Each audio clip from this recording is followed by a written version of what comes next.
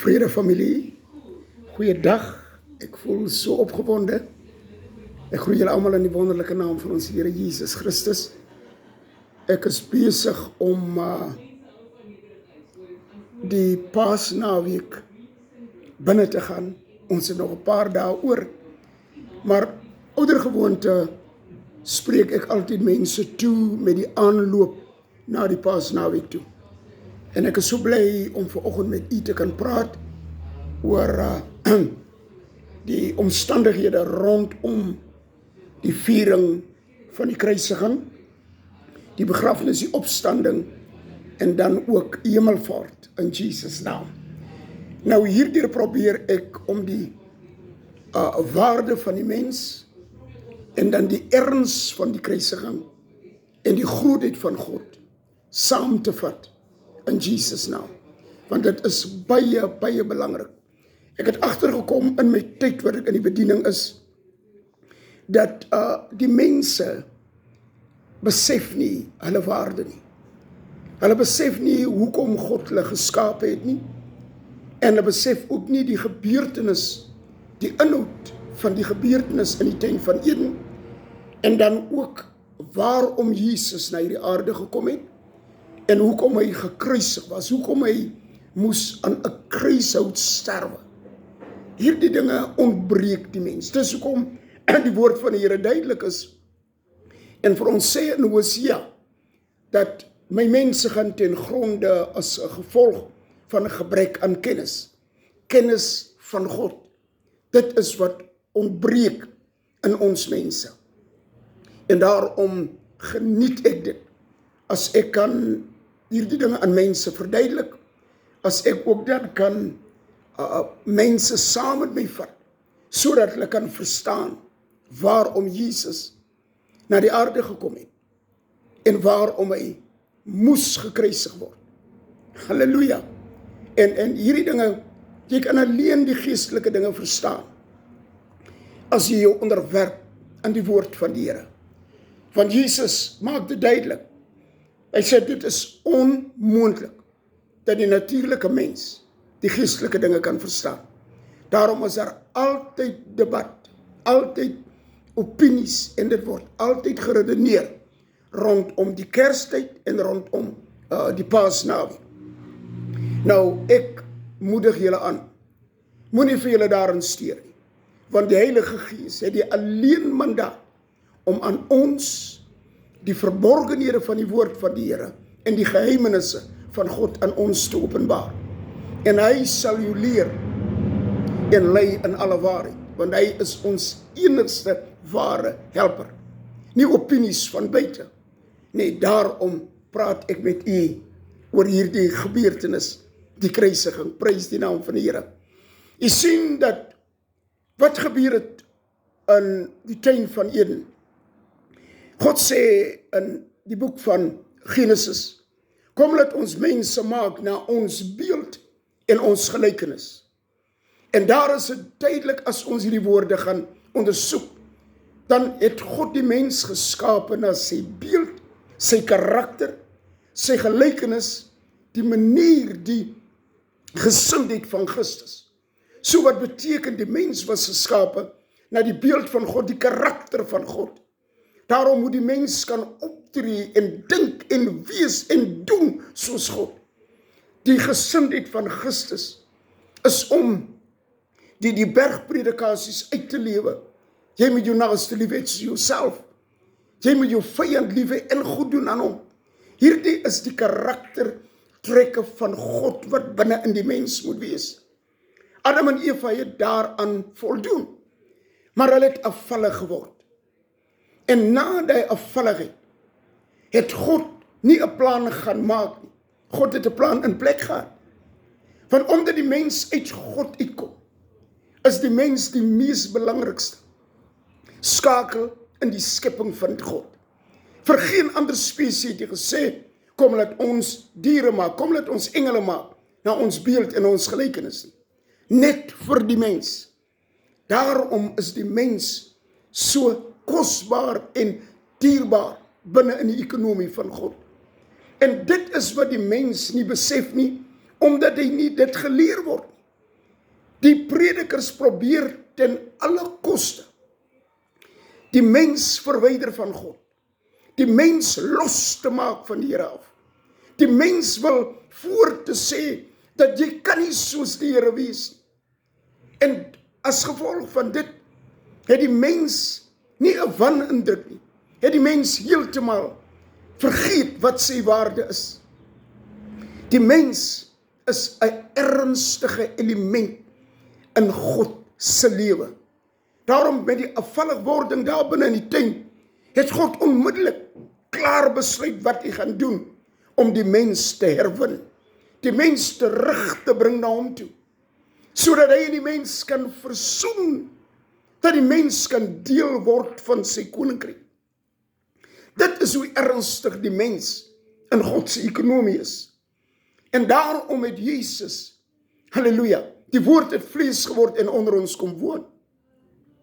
En hierdie woord het alles gedoen. Die eerste boodskap van die woord was: bekeer julle, want die koninkryk van die hemel het naby gekom. Julle het nou almal die geleentheid om deel te word, gelyke geleentheid om deel te word van die koninkryk van God. En daarom word ons ook gesê in die boek van Matteus hoofstuk 6, soek eers die koninkryk van God en sy geregtigheid.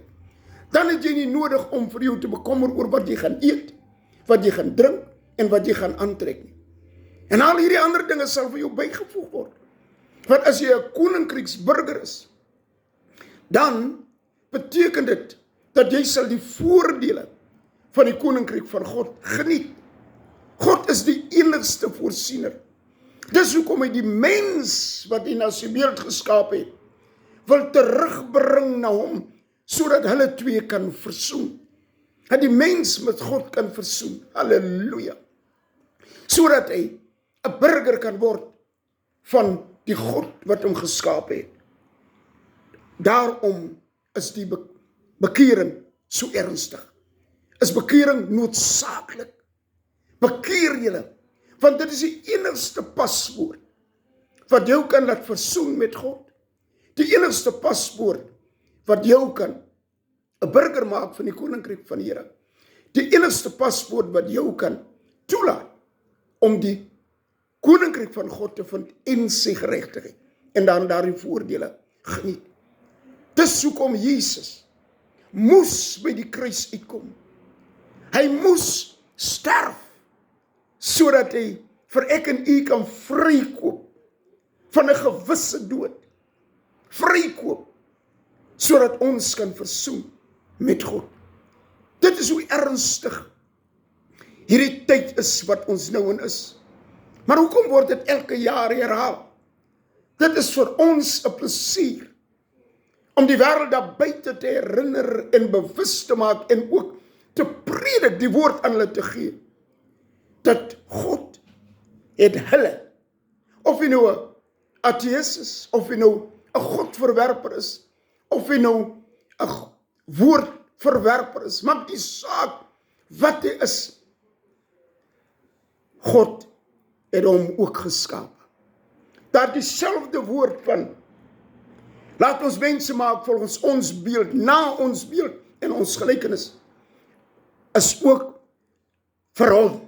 Hy wat God verwerp, is ook vir hom. Nou die sleutel om te kan weer daardie status bereik, is deur ware bekering.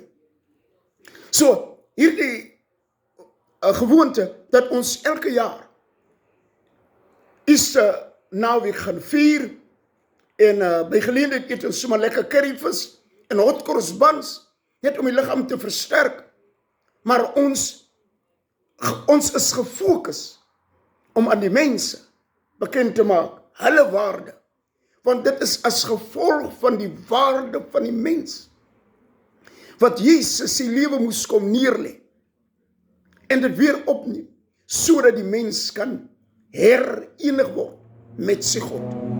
Dit is waaroor hierdie Paasnaweek gaan, en dit is waarom ek predik. Dit is hoekom baie predik, want deur die prediking van die woord kom die gehoor. As daar nie gepredik word en nie geteach word, sal hulle nooit weet waarom Jesus gekom het en wat hulle waarde is.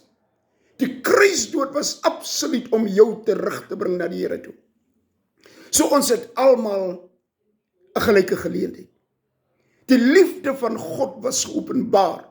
Halleluja. Met die verskyning van Jesus was die liefde van God bewaar.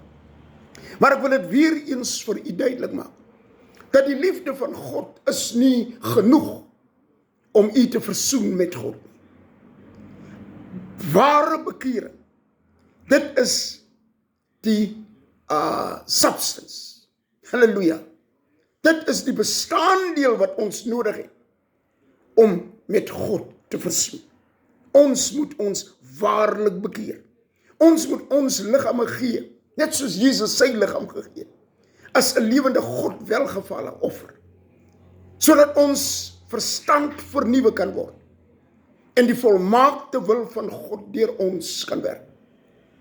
Wat beteken jy moet 'n disipel van Jesus Christus word, sodat jy kan deel word van die koninkryk van die Here? Dit is die boodskap oor hierdie Paasnaweek. Dit is hoekom ons, halleluja, alles moet gee om die mense daar buite,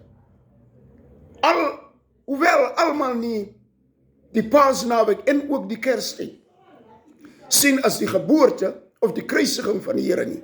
Dit het niks met my te doen nie. My plig is om die geboorte en die kruisiging van Jesus Christus onder hulle bekend te maak, bekend te hou en lewendig te hou, sodat hulle kan besef dat hierdie was vir elke lewende mens. Vir almal het Jesus sy bloed gestort. Vir almal. Daarom almal is gered. Almal. Maak nie saak watter toestand jy lewe, jy is gered. Maar die sleutel is dat omdat jy gered is, moet jy jou nou bekeer tot die Here. Bekeer van jou verkeerde weë. Want dit is waarom die kruisiging plaasgevind het. Om jou die geleentheid te gee. Hy het jou gekoop met sy bloed. Hy kosbare bloed. 1 Korintiërs hoofstuk 6 sê vir ons, jy is nie met silwer of goud gekoop, maar met die kosbare bloed van Jesus Christus. En daarom behoort jou liggaam nie aan jou nie, maar is die tempel waar die Heilige Gees in woon. Halleluja, dankie Here. En ons moet hierdie tempel rein en heilig hou. Want Jesus sê, as ek klop, maak oop sodat ek en my Vader in kan kom en saam met jou maaltyd kan hou. Dit is hoe waardevol jy is in die ekonomie van God. Moenie laat mense vir jou as 'n nietige mens wil kom voorhou.